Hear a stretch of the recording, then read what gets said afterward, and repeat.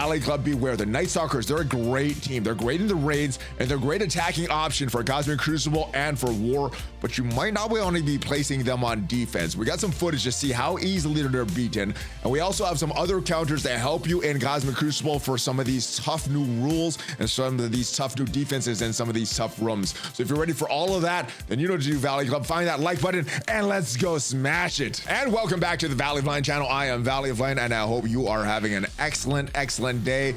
Cosmic Crucible, it is our third week of Cosmic Crucible, and we got some new counters for you. And we got some Nightstalkers footage, why you might not want to be placing them on defense anymore. You might want to just be using them on offense. But before we get to all that stuff, if you haven't done so already, hit that subscribe button for more Marvel Strike Force content. We have at least 5 Marvel Strike Force videos per week on the channel. All sorts of videos to help you in Marvel Strike Force. We got gameplay videos like this. We got question and answer videos. We have news videos. Everything to help you get better in Marvel Strike Force. Let's move forward into the game and talk about some of the results from this week, especially with these Nightstalkers. So as you can see, first room that we had this morning was a Nightstalker room. We were punching down a little bit with Cabal, Kang, and Emma. This is how the battle went, ladies and gentlemen. So we have Nightstalkers with Black Knight, 2 taunters there. We don't have a Moon Knight.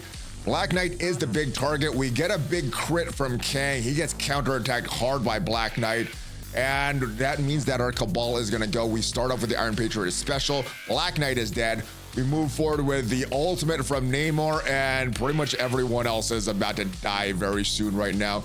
Man-Thing and Agatha still on the field. Agatha does end up taking a turn, but with the Kang ultimate, everyone dies. Very quick, easy counter. Nightstalkers, not that great on defense. But the Nightstalkers on offense, they're a great attacking team. We use them in stage 4. Full Nightstalkers versus our full Orcus. Slight punch up against the Orcus team, and yeah, this is not even close. And in attack, these Nightstalkers are very good. We got some problems that Orcus does pose to certain attacking teams. We start off with the Oath ultimate, though. We get that first Sentinel off the field, and now we go with the Blade ultimate. We go on Nimrod.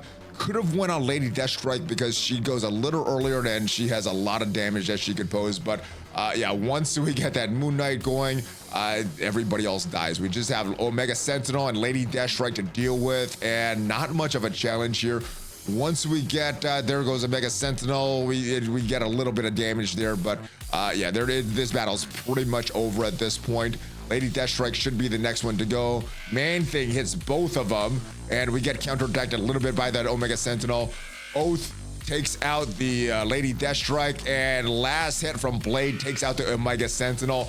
Nightstalkers very good on offense, and as good as they are on offense, they do struggle on defense, especially if you bring the correct counters.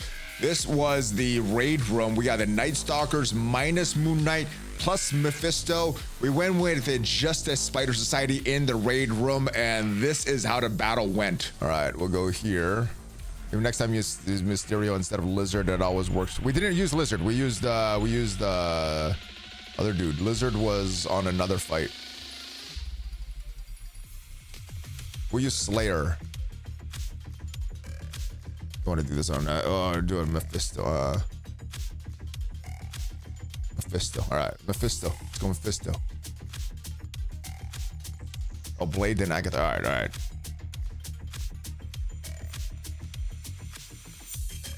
I guess let's work on. Oh, he's about to take a turn. He's about to take a turn too. Mephisto then Blade. Okay, let's go Mephisto first.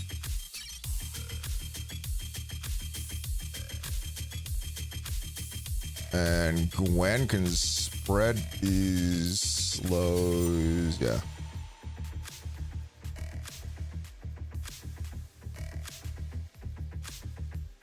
Mephisto can't be. Okay. I keep forgetting all their passives. Did Agatha get a new costume for her show? Yeah, she did. There she is. It's pretty good.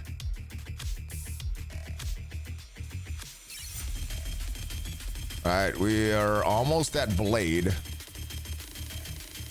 Once our turns come around again. 2 more death boosts, then we're pretty much through Blade. Ugh! At least Noir has a revive once.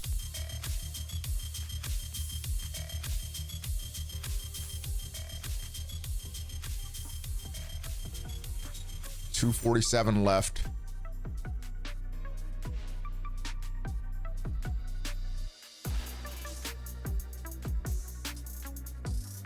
Oh, the chain didn't go where we wanted at all.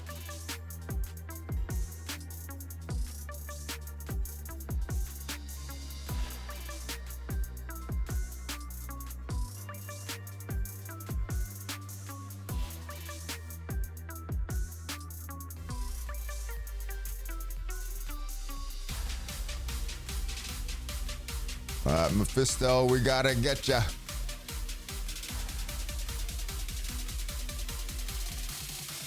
It doesn't look like I'm clearing this.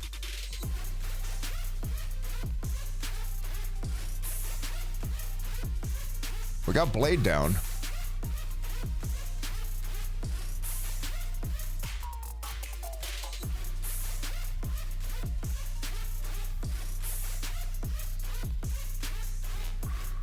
Oh, don't want to spread. Let's spread the offense downs.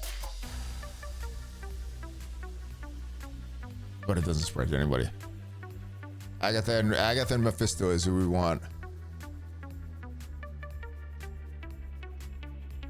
Oh, we almost had Fisto.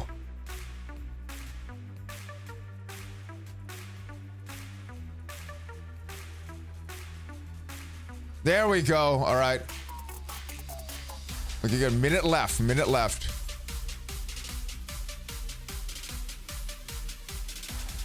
I should have done it here.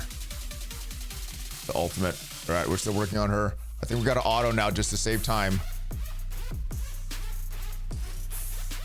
Okay. Man, all right. No Odin needed. I guess it's good that we screwed up on the other room. Now we know we don't need Odin for this. Yeah, jeez. All right. You told me and Juicy. Jeez, Spider Society is freaking crazy. All right, Atreides. Thank you. You're right. Everyone else that said it, you're right as well. I thank people for putting... All right, we got to switch this up. Spider Society kills in room 3. We'll put Mephisto somewhere else. Oh, no! Oh, my goodness. Look at the time.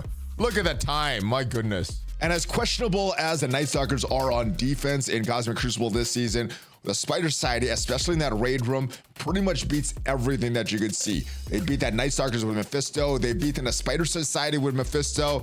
And they beat up the straight up Spider Societies as you saw here. Let's go take a look at the battle here of how to beat a Spider Society with your own Spider Society. And this is a longer battle, but it's a pretty easy battle. Pretty much all you need to do, hit Peter B.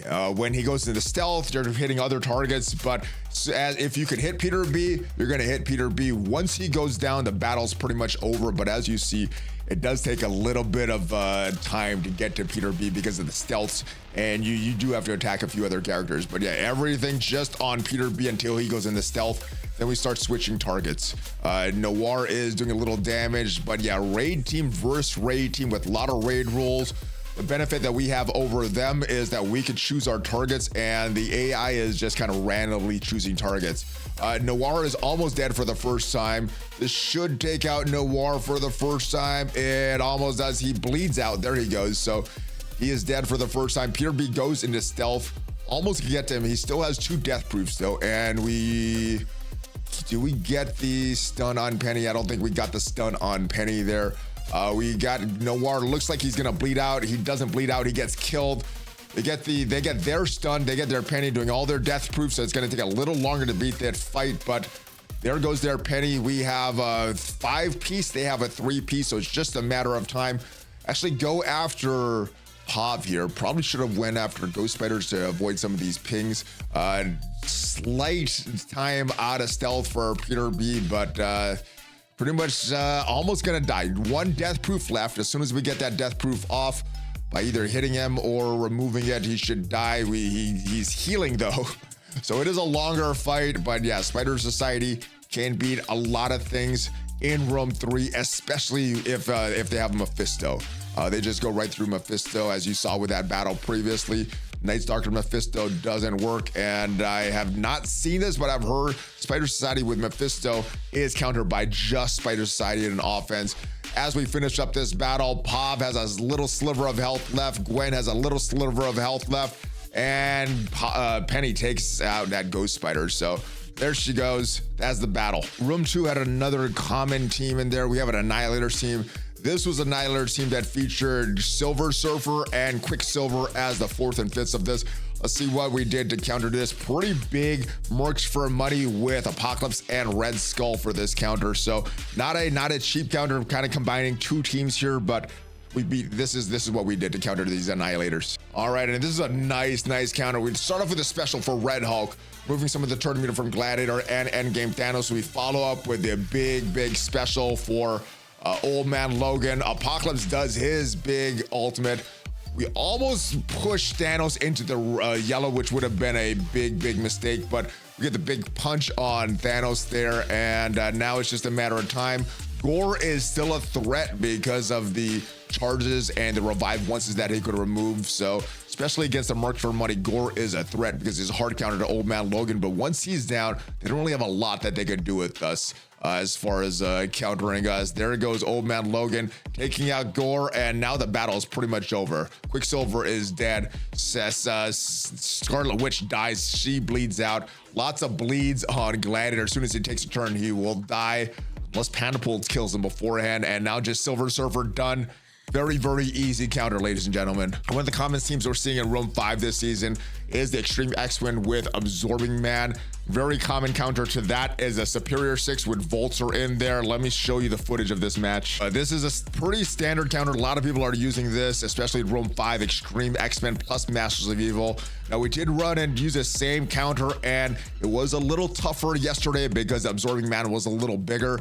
So if the Absorbing Man is giant, this counter might take a little bit of effort and some RNG to work. But if the Absorbing Man is a normal size, this should be an easy counter like this. We're just going through all of them and using all of our Superior 6 moves there. Once Forge goes down, that is when the battle really ends. We didn't get Forge down with this hit from Slayer yesterday, or with one of the initial hits.